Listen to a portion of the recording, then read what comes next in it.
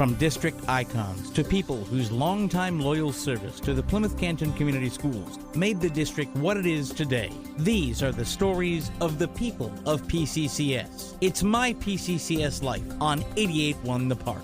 Hello, and welcome to My P-CCS Life. I'm Nick Brandon, and we continue our series that takes a close look at the people and stories that have made PCCS what it is today. Our guests are truly PCCS legends. They've spent more than 60 years between them serving the students and families of our district. Their PCCS journeys have been different, with one starting as a teacher and ending his journey as the principal of West Middle School, and the other spending her entire career helping PCEP students develop a love for learning and science. They lived in our district, sent their students to PCCS schools, and spent a lifetime being trusted voices for generations of students. Now, having retired from PCCS at the end of this past school year, they are ready to enjoy the well-earned next chapter of their lives. Clint and Kathy Smiley, welcome to My PCCS Life.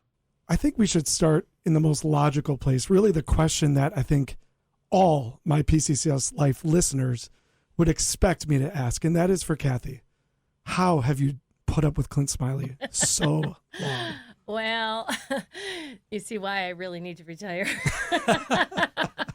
It's been hard. No, he's a great guy at home. He's just as fun and funny as he is at school. So I have to imagine that Yes. the Clint that we have all experienced, the Mr. Smiley we have experienced at West Middle School is kind of the same dude that you get at home. How many years has this PCCS power couple been together? Oh gosh, 34 married. Yeah, 34 married. Yeah. But we were together probably 2 or 3 before that. So 34 years together, but also for both of you, 34 years total in education.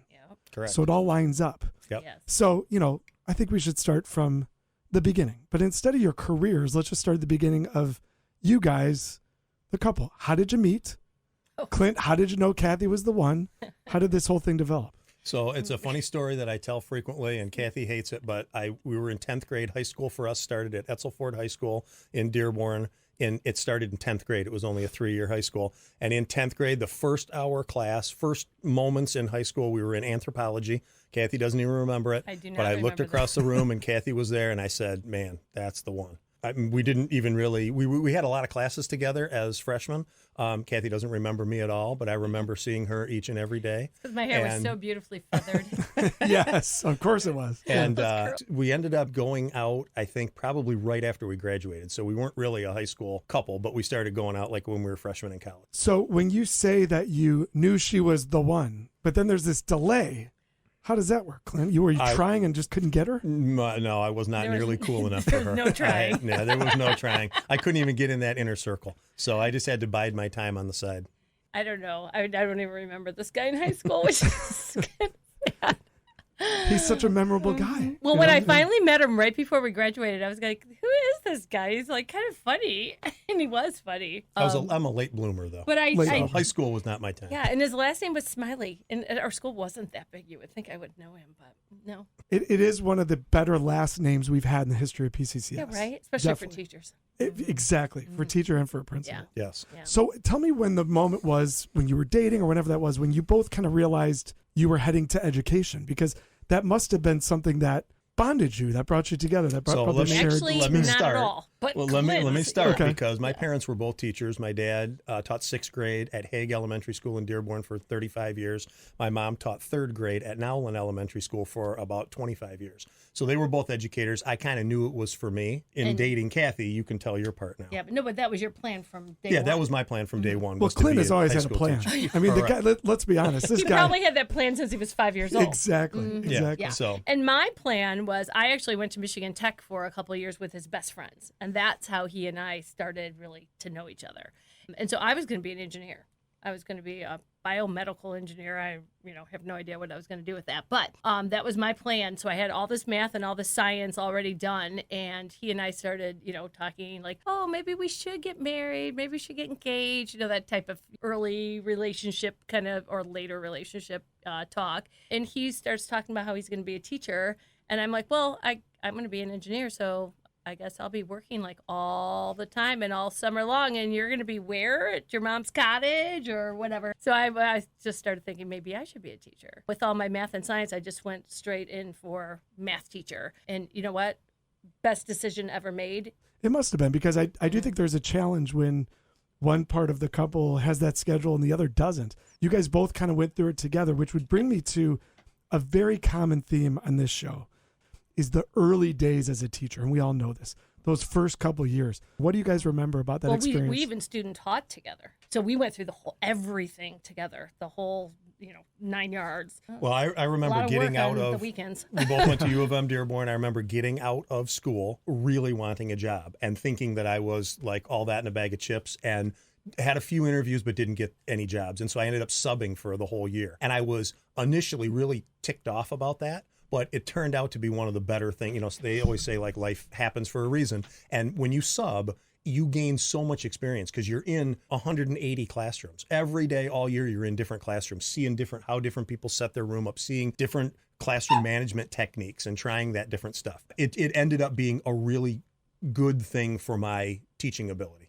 like better than student teaching. And so then after subbing for a year, ended up landing a job at Lowell Middle School. Some of my best memories of my time in the classroom were those first couple years, taught different subjects every single year. So I never got a chance until like my fourth or fifth year to teach the same class twice. But it was great kids, and it's really funny because it's coming full circle now, because a lot of those kids that I had at Lowell have kids in the Plymouth Canton schools. I'll see them at sporting events, or their kids go to West Middle School or went to West Middle School. So it's come full circle. One thing that stands out about both of you is the fact that you lived in the community. I mean, Clint, you were in your attendance zone. Yeah. And Kathy, of course, living in the community that so many students would come here to the park. Was that a conscious decision? Did you guys always want to be in the PCCS community once you got your jobs here? It wasn't naturally as much as we just either wanted. I was working in Dearborn when we bought our first house, and he was working out here, and we looked in both cities to find a house that we could afford, that we thought, that we liked. We wanted an older home.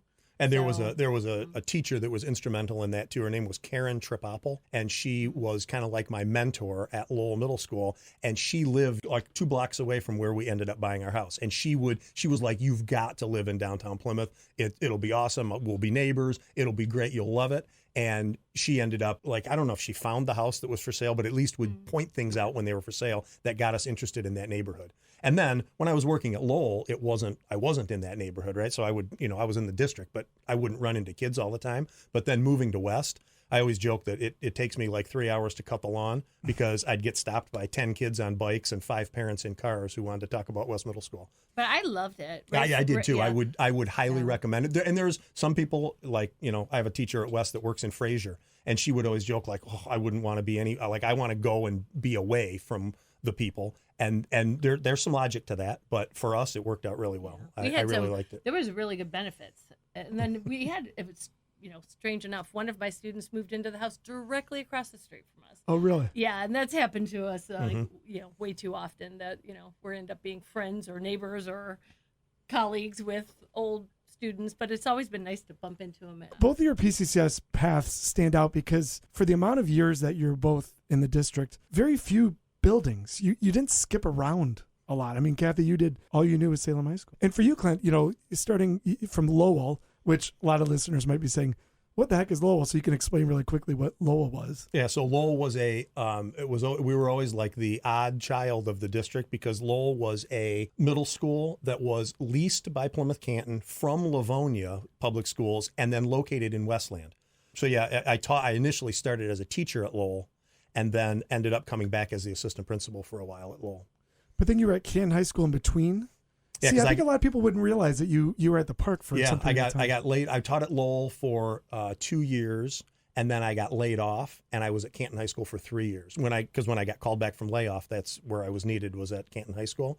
And so while there, I was the assistant swim coach, boys swim coach, and then became the head coach, and was head coach for 1 year, and then got my job as an assistant principal, so I had to resign from that position. So during your time at PCP, is this when this legendary distance learning center came to be? And if so, tell me more about that. So there was 2 teachers that taught Close Up. Close Up was a class where you learned about government, and then learned about local government, and then the class kind of culminated in a trip to Washington, D.C. for a week with the Close Up organization.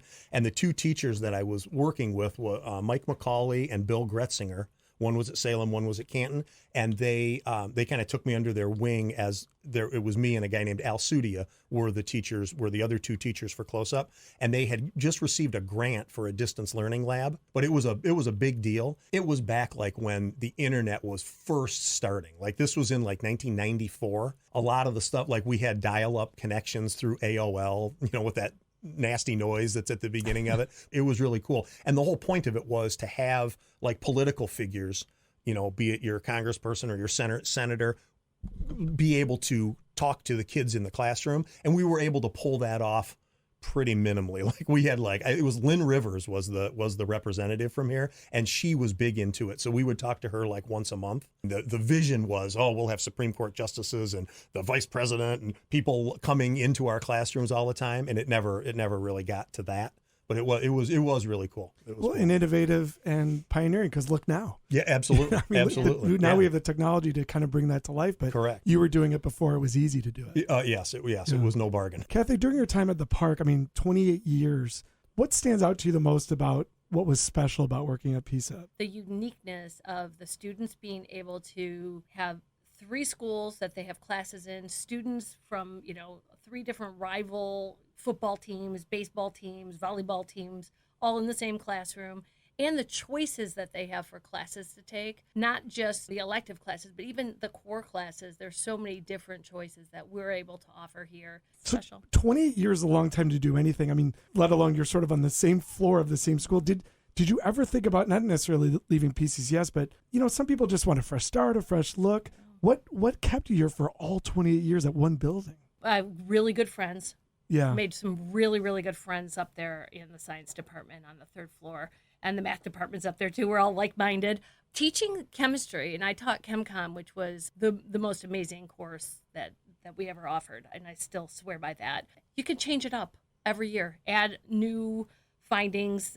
There's new labs to always bring in, and it really wasn't hard to do the same thing every year. And they did move my classroom halfway through, so I did get a fresh start sort of on the other end of the hallway. Besides that, no, it was wonderful. You had Kathy had one thought of changing, and that was when she got her master's degree in math. Yeah. And she was teaching a night school class at Henry Ford Community College. Yeah. And she thought for a while about doing the professor thing and at community college. Yeah, I actually applied and I interviewed, didn't get the job, and I think that was meant to be. So at some point during this journey, Clint decides to get into administration. Kathy, you never did. No, never wanted to. Never wanted to. Talk to me about that transition, because that becomes a new schedule. In some ways, not necessarily a yearly schedule, but certainly Clint's days changed. Mm-hmm. His evenings changed. His responsibilities changed. Was that a test for you guys at any point when you made that switch into administration? And Kathy, you kind of kept doing what you were doing in the same spot? I never thought I was going to be a principal or an assistant principal. I always thought that I would be an athletic director, a high school athletic director. And so going into it, getting my master's degree in administration, that was the thought that I would be an athletic director. And actually I did my internship with a guy named Gary Balconi at Salem, and he and I worked together all summer doing my internship. But then as soon as I got done with that master's degree, the assistant principal job opened up at Lowell Middle School. I was 27 at the time, and I'm like, I'm going to apply for this. They always say apply for, go through interviews before you really want to switch or whatever. And I really wasn't ready to leave teaching. Like I said, I was the head coach at swimming at Canton. I had Close Up firing on all cylinders. We had that distance learning lab. And I'm like, I'm just going to go and interview for this job. And I got the darn job. I couldn't even believe it. It was at a school that I was very familiar with. And the principal at the time was Pat Patton, who also was a spectacular administrator and a mentor to me. And so I was like, this is going to be great working with her. So and you and I talked about our home life. What would it be different? Because he had to work extra, weeks. But we talked about it. And the little boost in pay would help out because we didn't have kids for a few more years after that, but I wanted to go part-time when I had kids, and our district was wonderful that way, that allowed me to do that. And actually tying the stories into that, Kathy was teaching math class. Our daughter was born, and our daughter is not even probably 1 yet. And one of my favorite pictures I've had on my bulletin board for years is I'm at a dance at Lowell Middle School on a Friday night. Oh, I was teaching a night class. Kathy was teaching a night class. Some kid gets in trouble doing something, and I'm on the phone talking to their parent, and somebody snapped a picture of me I'm holding like a 6-month-old baby, giving them a bottle, and I've got the the phone propped between an old corded phone between my neck and my ear, talking to this parent about needing to come and pick up their child from the dance. Cutest little outfit So on. and I it was remember that. it was funny. It's kind of like that's a good picture that summarizes the home life of a school administrator. And a good metaphor for what was to come, because both of your students came through PCCS. I know children, that yeah. you've both raved about the experience Uh-huh. of what that was Absolutely. like. Yes. But, Yeah. but even more unique to come through your building. And then Well, my building. And Oh, I then would your building. and I Yeah. would joke for Poor a kids. while that our kids, by the time when we would have our grad parties for our kids, I said at one point, it was kind of funny to me because I never really thought about it before. Both of my kids never went to school more than 100 yards from their parent until they went to college. Because my kids went to Byrd and I worked at West, and then they went to West, and then they ended up drawing Salem, where Kathy Smiley was on the 3rd floor. So if they ever forgot their lunch money, they knew where to come. Yeah, but our children were the type that if they saw us in the hallway, or at least me, they looked the other way and like put their head down and, That's like ran. most types, I think. Yes. Yeah. I think Well, that's and when you are an administrator and your child is in 6th grade, they think that's just the best thing in the world. By the time 7th and 8th grade roll around, though, they don't want anything to do with you. Kathy, did you have either Cal or Drew in class? Oh gosh, no. No. No. Well, one time I had to sub for Cal's chemistry teacher got injured and had to leave in the middle of the day. And so I had her class come into my room during, my planning or whatever hour. And it was Cal's class. And I'm just, I told him, I said, if you want to leave early, you can. But, he came in with his head down and just, stay quiet. And Clint, I'll ask you the same question I asked Jim Burt, which is, what's the most unique experience you had with either one of your kids being their principal? Did you ever have to get them in trouble? Did you ever have to discipline them? Did you No, have to so get one of the things that was really cool was going to Washington, D.C., and they both were given the choice of being on my bus or somebody else's bus, and they chose my bus, so that was good. They were in 8th grade. Such a cool that dad. was Such good. a cool but dad. then one of my favorite stories revolves around Cal Smiley, and that is we were going through the prep for the M-STEP test. That wasn't even M-STEP, it was the MEP test at the time. And there's all these rules about, test security and everything else. And then there's all these protocols for what you do if that's violated, right? Like if something happens, what do you do? Wait, let me interject. And we all know Clint Smiley with all these rules. He follows them all. And everyone has to have check boxes, make sure they Correct. do So it we've all got the right the way. whole thing Okay. in the middle of the test. One of the teachers at West Middle School comes into my office and says, we've got a discrepancy in the testing. And I'm like, oh, all right, here we go. Let me get the forms. I'll get online and fill it out what happened. And then the teacher proceeds to pull out the test answer sheet and says, one of my 6th graders took the test with a pen. And I'm like, I literally, I think I may have sworn, but I said something Probably. like, who in God's name would do that? And she slides it across the table, and it's Cal Smiley, who has taken the MEP test in pen. To his defense, though, because I'm like, It was what are an you erasable thinking? pen. He said it was an erasable pen, and he thought that was the big factor. But Yes. that was a good one for Cal. Let's talk about, mentors. You used that word earlier. So, Kathy, in your time at Salem, 28 years, lots of different administrators, leaders, but who stands out? Yes. So, who are some Gosh, people there's that so you many. recall? If I go back to the very beginning, Mary McGrath was a chemistry teacher over at Canton, and she and I, because Clint was over at Canton, while I was in Dearborn, she and I would work together. So she was my mentor from a very early age there, or early, days in my career. And then Harry Grinya too. Oh my gosh, those two were just. And I'll go back to chemistry in the community ChemCom. They were awesome. They really were great mentors for that course. Up on the 3rd floor, we're pretty quiet up there, and we kind of stay up there.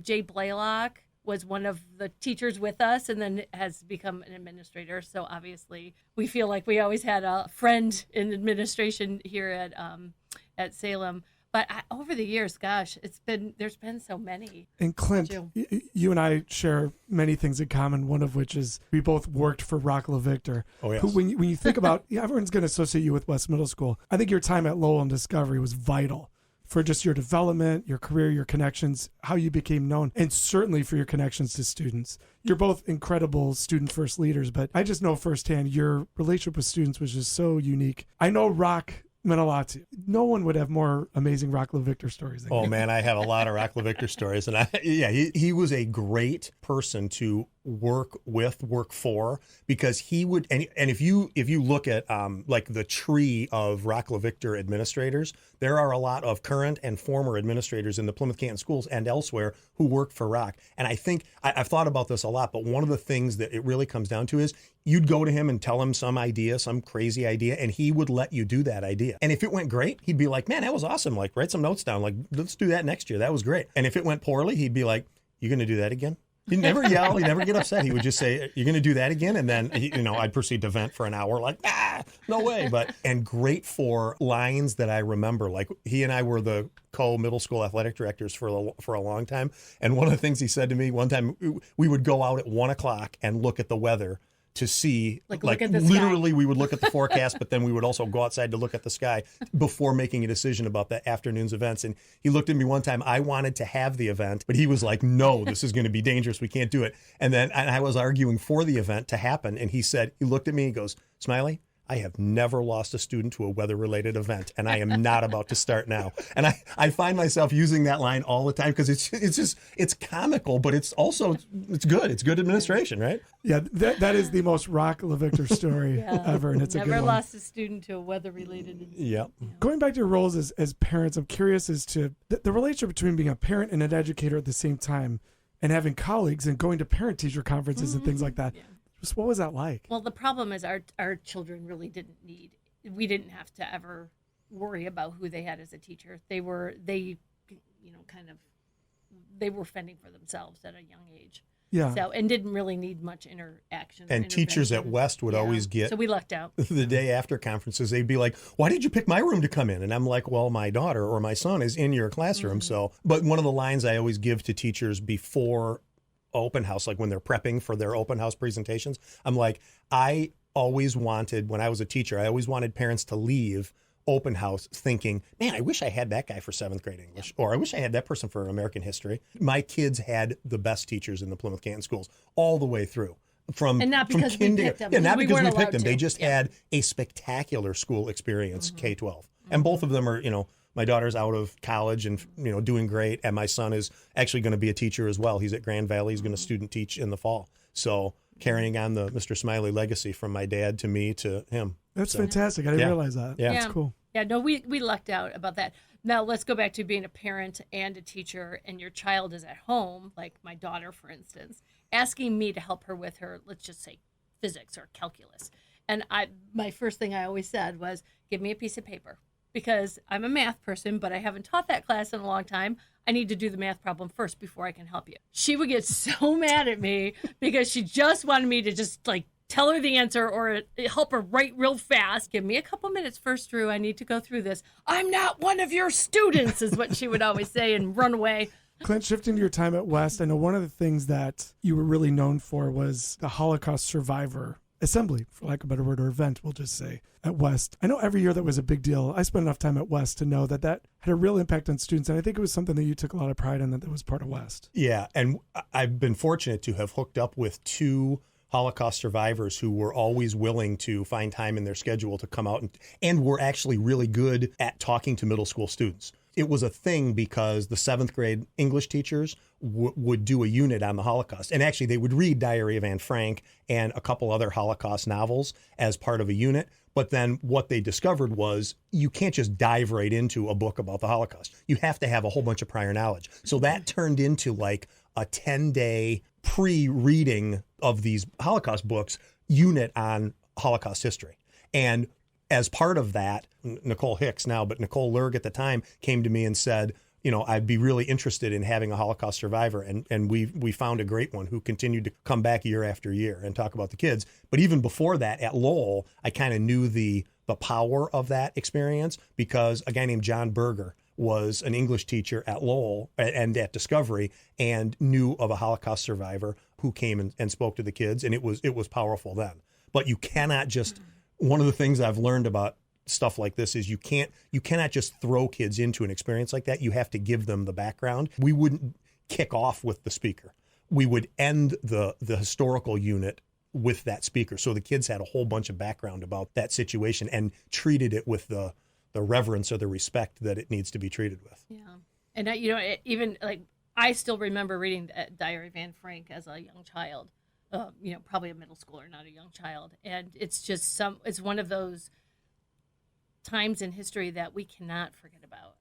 And I hope that they will continue to do this unit, long after you're gone. So you've both been retired for 13 days as of this recording. And again, Yay! What do you already miss the most? And what do you think you'll miss the most in the fall when the school year rolls around again and you get to watch everybody else do it and you guys are no longer officially part of it? Certainly it'll be people, and people being kids, people being parents, people being teachers, people being other administrators, right? That's what I will miss come Labor Day, and the relationships, right? The thing that I don't necessarily miss, but it's always on your mind when you're an administrator, or even probably when you're a teacher. You're always thinking about it. Like right now, it's the middle of July. I've had July off my whole life, but I really don't have July off because I'm constantly waking up in the middle of the night thinking about the schedule, or thinking about somebody I've got to hire, thinking about a student that wants to come to West Middle School, but we don't have room in a particular grade. And so it's just always on your mind. And it's weird because sometimes I'll be thinking about that right now, 13 days in, and I'll be like, I don't have to think about that. Like that's not part of me anymore, right? Put these in order of what you'll miss most, because these three things are all things that you are very associated with. The schedule, the newsletter, or maybe the biggest one, Clint, the robocall. Oh, I knew you were going to say that. Yeah, losing access to the ability to make a phone call and send it to 800 people. And also listen to it himself at home and when then he gets it later. Exactly. The phone would ring, and then I'd be like, it's 6:01. That must be Clint Smiley calling. But yeah, no, I will miss the schedule. The schedule at a middle school it's like there's numerous parts to it. It's the teacher schedule. It's the student schedule. It's all the planning that goes into that, and then the tweaking of it to make it right. And then it's also like the calendar, which I love a good calendar. Anybody who knows me knows, like I have a calendar. Kathy knew I was going to get engaged to her because I had written on my calendar, ask Kathy to marry me. Yeah. Of course he did. On his birthday. Yeah, his birthday. And she actually saw it and knew that the question was I coming. forgot about He that. chose his own day. I know, right? Yeah. Yeah. Kathy, what will you miss the most, and what will you not miss? Well, I think you said schedule, and I don't know what schedule you meant, but I know as a person who's been in schools now for 40... 50 years. No, 51 probably. years probably, right? That by the end of summer, by August, you're kind of waiting and wanting to have your life back on a schedule. So that part I think I will miss the most, along with the relationships for sure of, my friends and colleagues and students and all of that. What won't I miss is the very early bell at the high school. Even though they changed it a little bit, but that 7:10 for all those years, that's an early bell too. What time would the alarm go off on those days? On the 7:10 days? 5:15. You have the teacher lens, administrator lens, Clint, parent lens. Why should families send their students to PCCS? What is it about PCCS? In the words of Dr. Merritt, our superintendent, why PCCS? Yeah, and I've answered that question before. I got one word: diversity. Yeah, that's great. And I have one word too: opportunity. Yes. There are just so many opportunities for kids in the Plymouth Canton Community Schools that aren't available elsewhere, or we just do really well. Like we do a lot of things really well, and that provides opportunities. I said I'll have one thing, but I've got another one, and that is the quality of the employees. For sure. The quality of employees that the Plymouth Canton Schools hires and trains and then retains and then retrains is incredibly impressive. Kathy, you said diversity. Yes. Talk more about that. Our children have been exposed to so many different cultures and religions and colors and just, so many different friends from all of these different backgrounds. And our kids, I think, are so well-rounded because of that. And they have a really good, broad view of just, What makes up the world. Yeah, humanity. Yeah. Proud of our children for that. We'll conclude this wonderful conversation with, I'm going to channel my inner Disney messaging here. After the Super Bowl, there's always a question, which is, you've done da-da-da-da-da-da, what are you going to do next? So I'll do that. Kathy and Clint Smiley, you've given a combined total of 68 years to the world of education, 61 years to Plymouth Canton Community Schools, and I can't tell you what that means. You've influenced countless numbers of students. You built amazing relationships with colleagues, and you've really left your mark on the community that you live in and that you love. What are you going to do next? We have a great plan, but Clint's a planner, but we were very spontaneous, and last week we planned at the last minute a trip to Ireland. We're going to Ireland in September, so that's fun. Yep. And you're taking the golf clubs. I'm going to rent the golf club. Yeah, just so we don't have to drag them around. We've got a couple around. of tee times already. So yeah, so that's our spontaneous little thing. But the plan is, and you've worked this out the for plan years. is 6 months in the thumb of Michigan. We've had a cottage for about 25 years in a place called Forester, Michigan, which is like right by your knuckle in the thumb. On and Lake Huron, on Lake beautiful. Huron. So that will be 6 months. So like May to November we'll be there. And then in November we'll probably head down, we will head down to Bonita Springs in Florida, where we sold our house in Plymouth and then bought a condo down there. Lots of golf. Lots of Yes. golf, lots Kathy, of what do you biking. like to do when Clint's playing golf? Well, I like to golf too, but Cool. not as much. But I love to bike, and I like to take this little dog that's laying here sleeping in my bike in a basket, so she gets to go along with me, and we just bike every day. And Kathy and Clint Smiley, thank you for all you've done for PCCS, and thank you for being on My PCCS Life. Oh, it's our pleasure. It's our for pleasure, sure. and thank you. And I do want to thank PCCS for all that it's given. I think we've given something to PCCS, but PCCS has given that back tenfold to us in our careers, the people it's allowed us to meet and work with, and our own kids' education. So. Yes, absolutely. Thanks for being with us today. This has been another edition of My PCCS Life. You can catch episodes of My PCCS Life on 881 The Park and on PCCS TV via YouTube. For Clint and Kathy Smiley, I'm Nick Brandon. Thanks for listening, and good evening.